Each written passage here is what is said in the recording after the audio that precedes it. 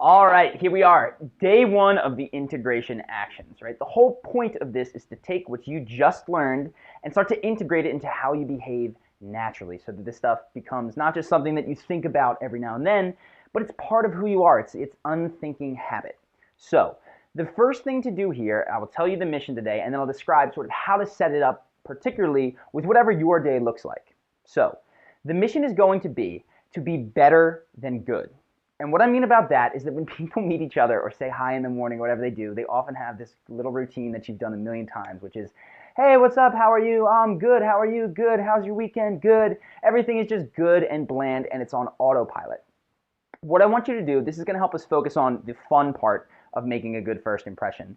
And honestly, these might not even be first impressions. You're just going to be making good impressions on people that you might already know, which is fine because that'll carry over to the first impression. But you're going to go, and when you meet someone, you're going to be better than good. So you might be phenomenal, stellar, awesome, fantastic. And when they see you, they go, hey man, what's up? How are you today? They're like, I'm awesome. How are you? And when you do that, that's the little habit. We're just going to talk about how to do that once. When you do that, you will notice in them a complete shift many, many times, right? Because you'll break them out of the pattern of, hey, what's up, good, good. And they'll stare at you wide-eyed like, whoa, like, I'm shocked.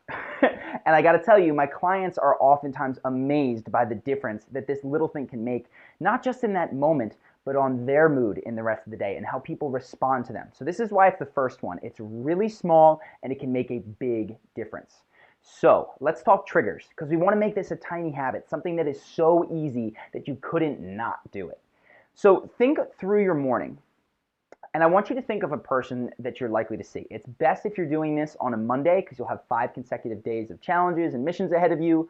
And that way you can just go 1, 2, 3, 4, 5 without a break. If you do it over the weekend, things get a little bit different, right? Your schedule's off. It's more flexible basically.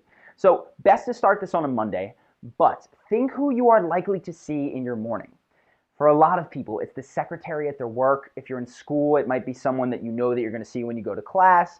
Maybe you carpool, but who is one of the first people that you are almost guaranteed to see? And it doesn't even have to be a specific person, right? If you're like walking through a crowded hallway and you know that 3 people are going to ask you this question, make the place the trigger. And so what I want you to do is think of the moment right before this person or this place occurs. So for what I mean by that is like if it's the secretary in your work, the moment right before might be walking into the building and you grab the handle or it opens automatically and you feel the air conditioning on you and there's a little ding as you go into the door. The more vividly that you can imagine this moment, the more powerful the trigger is going to be. So right now, once you've got the person or the place, think very concretely. What are the looks? What are the smells? What are the sounds? What very particular things in your mind were going to be that reminder so that you know to be better than good? So for, like I said, for a lot of people, it's that opening the door and they see the secretary right there and they go, oh, I know what I have to do. So lock that into your mind. Then the tiny habit is going to be very simple. You walk up to them, hey, what's up? How's your weekend? How's your whatever? And when they ask you, be effusive, better than good. Even before they ask you, big smile when you see them, right? And when they ask you, it's not just, hey, what's up? How are you?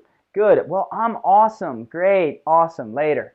The word isn't enough.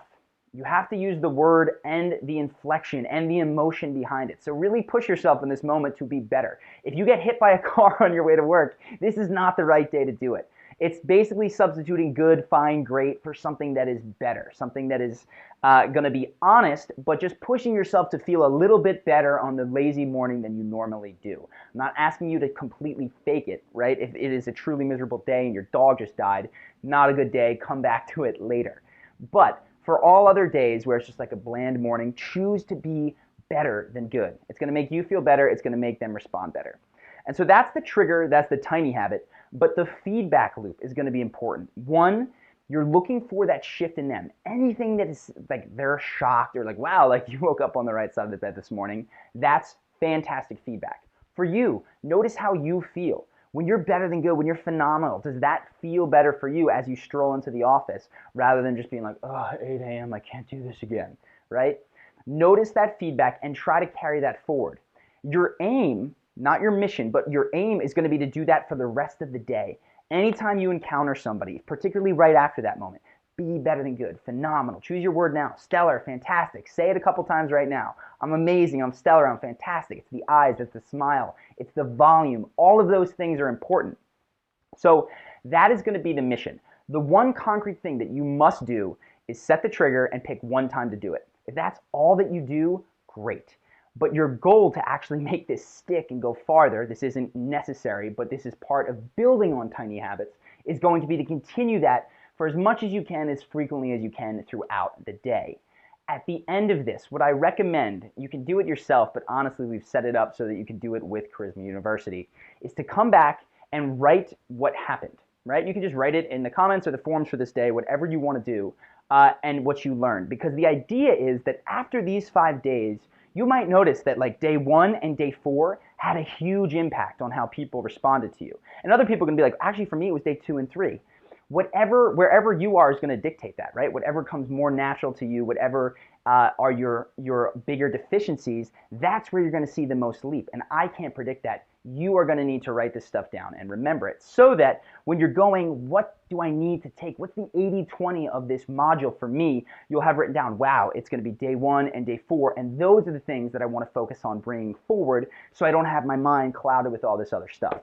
So that is the mission for today. Be better than good. If you can, carry it with you through the day and then write down what happens. Excited to hear how this goes and very excited to start your first little mission here. Well, honestly, I'm very looking forward to see how this all turns out for everybody. So catch you in the comments. I'll be in there, and make sure, again, to write this stuff down because it's very important going forward.